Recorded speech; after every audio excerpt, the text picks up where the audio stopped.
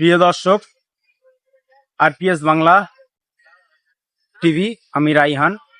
তো আমার তরফ থেকে আমি আপনাদের পরিযায়ী শ্রমিকদেরকে আমি একটা বার্তা দিতে চাই। আমিও একজন পরিযায়ী শ্রমিক। তো চলুন, আজকের আমরা যারা পরিযায়ী শ্রমিক রয়েছি আমরা বাংলাতে ফিরে যাই। কারণ যা অবস্থা এই বাইরের রাজ্যে, এখানে পরিস্থিতি খুব খারাপ, যে আমাদেরকে বাংলাদেশি তকমা লাগিয়ে দিয়ে আজকে নদীতে ফেলে দিয়ে আসছে, কখন বাংলাদেশেও ফেলে দিয়ে আসছে।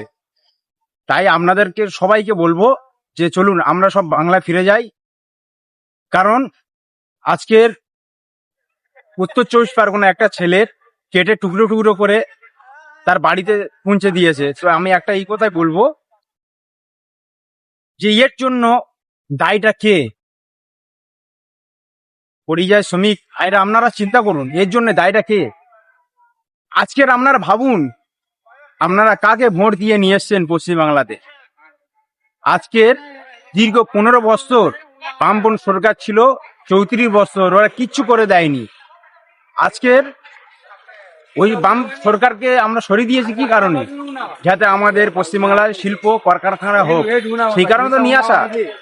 তো তার বাম সরকার যেটুকু করে দিয়ে গেছে, তার থেকে এই মমতা ব্যানার্জি আরে খারাপ করে দিয়েছে আমার পশ্চিমবাংলাটাকে আরে খারাপ করে দিয়ে গেছে। তো আজকের বলুন, আমাদের শিল্প কোথায়, কলকারখানা কোথায় আমাদের? আজকে আমরা বাইরে কেন মার খাবো? আমার রাজ্যে কেন কাজ নেই? আপনারা প্রশ্ন তুলুন যে আমার রাজ্যে কেন কাজ নেই। এই মমতা ব্যানার্জির কাছে প্রশ্ন তুলুন আপনারা যে আমার রাজ্যে কাজ কেন দিবেন না আপনি। আজকের বড় ভাওতা মারছে এই কাসেম সিদ্দিকী। আজকের বলছে যে পরিযায়ী শ্রমিক যে বিদেশে কাজ করতে গেছে, ওরা দেশ ভ্রমণ করতে গেছে। আমরা দেশ ভ্রমণ করতে এসেছি? আজকের কাসেম সিদ্দিকীর লজ্জা থাকা উচিত। আজকের উনি এইটুকুই বলতে পারলেন না যে আমার সরকার ব্যর্থ? কারণ ওনার সরকার তো ওনার, উনি কি কিছু বলতে পারে যে ব্যর্থ? এটা বলতে পারবে না। কারণ সবার বুকের পাটা নাই যে হক কথাটাই বলবে, বুঝতে পেরেছেন? তাই বলবো কাসেম সিদ্দিকীকে যে আমরা বিবি বাচ্চা ছোট ছোট শিশুকে ফেলে দিয়ে আমরা বাইরে এই যান হাতে করে নিয়ে আজকের আমরা যে বাইরে রয়েছি, আমরা দেশ ভ্রমণ করতে এসেছি। পশ্চিমবাংলা ছেড়ে আমরা এখানে দেশ ভ্রমণ করতে এসেছি। তাই আপনার লজ্জা করা উচিত, আপনার লজ্জা থাকা উচিত। এই কথা বলার আগে আপনার ভেবে চিন্তে নেওয়া বলা উচিত ছিল।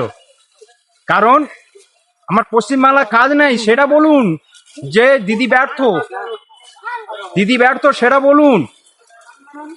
আজকের আমরা যান হাতে করে নিচ্ছি, আমরা বেড়াতে এসছি। হ্যাঁ, আজব দেশে গজব কাহিনী, এটা ভাবা যায়? প্রিয় দর্শক, এই কাসেম সিদ্দিকী সাধারণ সম্পাদক, ইনি বলছে আমরা না দেশ ভ্রমণ করতে এসেছি। আজকের দেখুন কাসেম সিদ্দিকী, আপনাকে বলছি, আজকের আমি এই গুজরাটে দাঁড়িয়ে রয়েছি, এখন আপাতত গুজরাটে রয়েছি।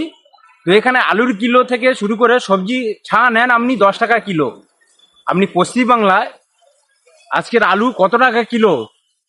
35 থেকে 40 টাকা কিলো আলু। আজকে সবজি নেন 50, 60 টাকা, 70 টাকা, 80 টাকা, 40 টাকা সবজির কিলো।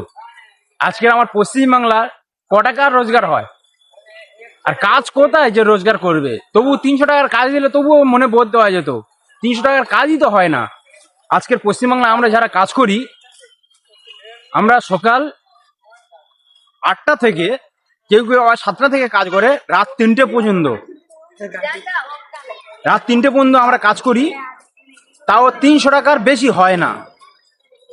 তো 300 টাকার মধ্যে আমরা অত কম টাকায় কি করে আমরা সংসার চালাবো আপনি বলুন? হ্যাঁ, আবার যদি আমরা শর্ট টাইম তো কাজ করা যাবে না, কারণ 3টে পর্যন্ত কাজ করতে হবে। তো আপনি এইটুকুই বলুন না যে আমার সরকার ব্যর্থ, এটা বলুন, হক কথাটা বলুন।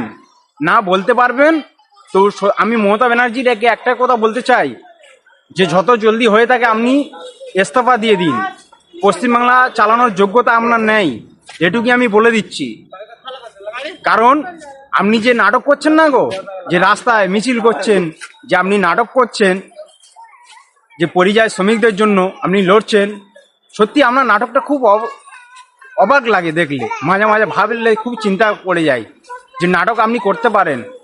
আজকের আপনি পশ্চিমবাংলাটাকে এমন বিচ্ছিরি হাল করে দিয়েছেন, ভাবতে অবাক লাগে। আজকের সেলিব্রিটিদেরকে নিয়ে আপনি পার্টির মধ্যে কাঁড়ি করে দিয়েছেন, মেকআপ করে করে বেড়ায়। হ্যাঁ, সাধারণ মানুষের কাছে ওই একটা মানুষ বলতে পারবে যে পশ্চিমবাংলা কোন মানুষের দুয়ারে গেছে? সেলিব্রিটিদের নিয়ে আপনি নাটক ভালো শুরু করেছেন। তাই আপনাকে বলবো যে আপনি সত্যি পদত্যাগ করুন।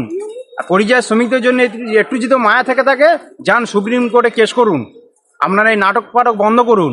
এই ভোটের লোভে নাটক করছেন, এটা বন্ধ করে দিন। প্রিয় দর্শক, এই ভিডিওটি শেয়ার করুন। আর আপনারা সজাগ হয়ে যান, বিগত দিনে এর জবাব আপনারা দেবেন। আপনাদের জন্য এই সরকার নেই। আপনারা একটা ভোট দিবেন, সরকারকে প্রশ্ন করে দিন যে আপনি আমার জন্য কি করবেন, এই জন্য প্রশ্ন করুন। ধন্যবাদ। আপনারা ভিডিওটি শেয়ার করুন।